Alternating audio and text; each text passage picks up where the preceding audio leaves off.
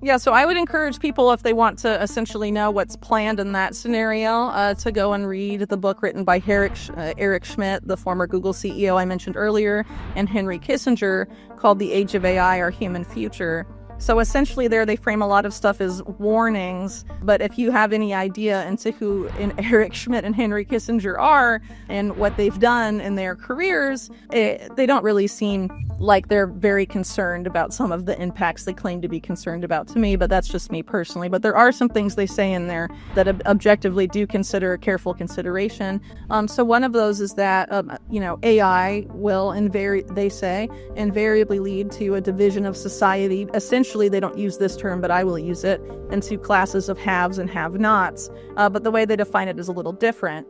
Sort of this more elite tier would be the people that determine AI's objective function, that program and develop AI and understand what AI does to people. And then the lower class presumably would be much larger, and that is the class that AI will act upon, but people will lose the ability to know what AI is doing to them. And they argue that this process of people losing the ability to know what AI is doing to them will happen because of this phenomena they refer to as cognitive diminishment, which is sort of this idea that's pretty easy to verify. If you stop doing mental math and use a calculator all the time, it gets harder and harder and harder to do mental math. And the same is true for really like any skill that you don't practice. So they argue that because of the convenience of AI and how it's been creeping into our lives, and I think we've seen this a lot since the advent of generative AI, it will become harder and harder and harder and eventually impossible for people to do certain things, including make decisions for themselves, because the AI will tell you where to go. It will tell you what music to listen to. It will tell you what clothes to buy. And essentially, that's their vision. People will eventually lose the ability to make those decisions for themselves or even develop their own preferences without the assistance of artificial intelligence. And so obviously the way to fight against that is to not outsource all of your decision-making and skills to that. And unfortunately, I think during it, as we've seen with the rise of generative AI, people are creating less. People are outsourcing their creativity to AI, have AI make art for me, have AI write things for me. And eventually that leads to a world where in a generation, people don't know how to create art or create music or write without AI. And what does that ultimately mean for humanity? Then essentially we do end up in sort of this helpless state where we become dependent on machines to function. But it only happens if we voluntarily give ourselves over to that type of system and decline to use the abilities granted to us by our consciousness and our souls and decide to let machines do it for us and have them become the creators and have us just be, processors for AI? Batteries like the Matrix? I mean, I don't know, but I'd rather not see that come to fruition. And I think the way to avoid that is very easily within the hands of anybody, regardless of your economic status or what your skills are. Everybody can create something. Maybe you whittle things out of wood. Maybe you make music. Maybe you make art, visual art, or other, woven art. I don't know. There's all sorts of things people do. People have always been creating ever since we've existed as a species. And I think if we surrender that, then the post-human future would be an inevitability. And that's essentially what these people are hoping for. And I think it's important for people to fight against that. And I think when people talk about resisting this agenda, this is something that inherently gets left out of that discussion. And I don't think it should be at all. Because again, I don't think people are really reading what a lot of these architects of AI policy are thinking and saying.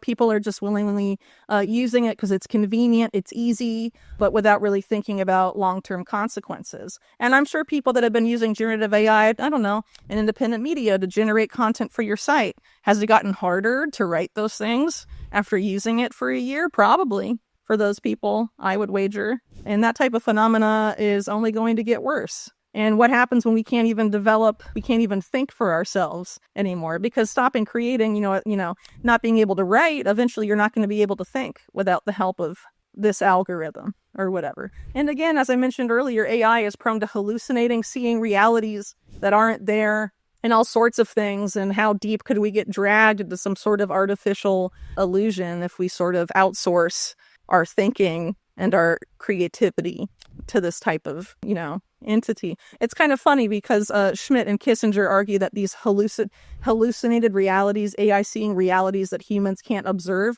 mean that the reality must be real because AI is so much more intelligent than us, so that we should believe whatever it sees that's unobservable. And I don't know, maybe that could be true in some instances, but since there's no way to verify, do we really want to shape society around what could be hallucinations of some, human created machine just because, certain people that are powerful in society have an almost religious-like devotion to artificial intelligence?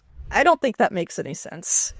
Personally. But ultimately, when you engage in a creative act, what are you filling up or fulfilling, or what muscle, as you put it, are you using? I would argue it's your soul, right? If you just have AI make it, the person that's making it doesn't get the same type of feeling they get if they actually engaged in the act of making art themselves or with another human, So if we let our souls atrophy because we're not doing anything that, have been fulfilling to human souls for thousands of years, what does that ultimately mean? It's interesting in that same Schmidt-Kissinger book, they basically say that AI taking over will lead to one of two consequences. One of them is that the peasants rise up and overthrow the elite. That's one scenario, and probably not the scenario that Schmidt and Kissinger want. And then the second scenario is that AI spawns the creation of a new religion. So out of those two allegedly inevitable scenarios per those people, obviously I think it's quite clear, if you're familiar with the backgrounds of Schmidt and Kissinger, the outcome they want is that it creates a new religion. So we atrophy our souls and creativity and that spark that makes us human and outsource it to AI, and then it becomes a new religion. I mean, it's pretty crazy. It makes me think of the Greek myth of Narcissus, where he falls in love with his falls in love with his reflection. And I think it's that would definitely be a way that gets us to that post-human future, and it's something I think people should resist because, there's something important about humanity. There's obviously a reason that there's sort of this push to sort of snuff that out, and I think ultimately it leads to a world where humans are just easily controlled and essentially either harvested for data, harvested for energy, harvested for something, and not creators anymore. And it's up to anybody if they choose what path they choose to go down, whether they're going to go down the path of someone who creates and can manifest and who can, actively do things and actively make decisions and have preferences and do these things that ultimately are part of what defines humans, right? Or if they're going to go down the path of, I'm going to be lazy essentially and let these machines do everything for me. But then you become either not necessarily even part of the machine, you end up, instead of the machine serving you, you end up serving the machine. And I think that's how we get to digital slavery quite fast if too many people take that path. So I think there's a lot of things people can do to resist these agendas, but I think that is a very easy and very important thing for people to do and consider. But I think, again, it's people need to have red lines about this type of stuff and just be aware of the risks. And if there's skills you have that are important to you, do your best to, maintain them. If you want to use AI occasionally because you're in a pinch to generate something, that's not going to screw you over long term necessarily.